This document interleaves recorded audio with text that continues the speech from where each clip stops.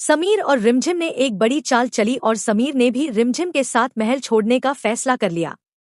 दरअसल रिमझिम और समीर दोनों एक प्रतियोगिता में हिस्सा लेना चाहते थे, लेकिन तभी समीर की दादी रिमझिम को साफ मना कर देती है कि वह किसी भी प्रतियोगिता में भाग नहीं लेगी। इसके बाद समीर और रिमझिम मिलकर एक बड़ा प्लान बनाते हैं। रिमझिम अपना सामान बैग में पैक करती है और सबके सामने कह देती है कि आज के बाद वह कभी इस महल में वापस नहीं आएगी।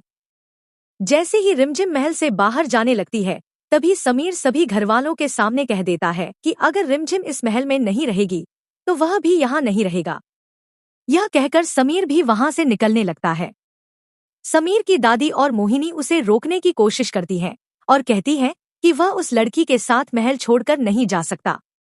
वे उसे याद दिलाती हैं कि वह इस राज्य का राजा है, लेकिन समीर गुस्से में कह देता है कि उसे कोई नहीं रोक सकता और यह उसका अंतिम फैसला है। इसके बाद समीर रिमझिम को अपनी गोद में उठाकर महल से बाहर ले जाता है। यह देखकर दादी और मोहिनी दोनों के होश उड़ जाते हैं। महल से बाहर निकलने के बाद समीर और रिमझिम प्रतियोगिता में हिस्सा लेते हैं। दोनों पूरी मेहनत और लगन के साथ जीतने की कोशिश करते हैं। रिमझिम की कड़ी मेहनत की वजह से आखिरकार समीर प्रतियोगिता जीत जाता है। जीत के बाद समीर खुशी से रिमझिम को गले लगा लेता है और कहता है कि आज उसने उसका दिल जीत लिया है। वह यह भी कहता है कि रिमझिम की वजह से उन्हें इतना बड़ा फंड मिला है। अब समीर के दिल में रिमझिम के लिए प्यार और सम्मान पहले से भी ज्यादा बढ़ जाता है। इसके बाद समीर सोचता है कि उन्हें तुरंत महल जाकर सबको यह खुशखबरी देनी चाहिए। वह रिमझिम के साथ महल वापस पहुंच जाता है, लेकिन रिमझिम को दोबारा महल में देखकर दादी गुस्से से भर जाती हैं और उसे अंदर आने से रोकने लगती हैं। तभी रिमझिम सच बता देती है कि वे लोग वास्तव में महल छोड़कर गए ही नहीं थे, बल्कि यह सब प्रतियोगिता जीतने के लिए किया गया एक प्लान था।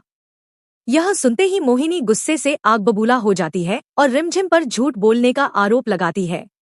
जब दादी गुस्से में रिमझिम पर हाथ उठाने की कोशिश करती हैं, तभी समीर तुरंत उनका हाथ पकड़ लेता है और कहता है कि अगर किसी ने भी रिमझिम को हाथ लगाया तो अच्छा नहीं होगा। वह साफ कह देता है कि रिमझिम ने जो भी किया उसके कहने पर किया है। अगर किसी को सजा देनी है तो उसे दी जाए, रिमझिम को नहीं। यह सुनकर दादी समझ जाती हैं कि समीर रिमझिम से बेहद प्यार करता है और अब दोनों को अलग करना नामुमकिन है। इसलिए दादी मोहिनी से कहती हैं कि अब यह कोशिश छोड़ दे, क्योंकि समीर और रिमझिम एक दूसरे के लिए ही बने हैं।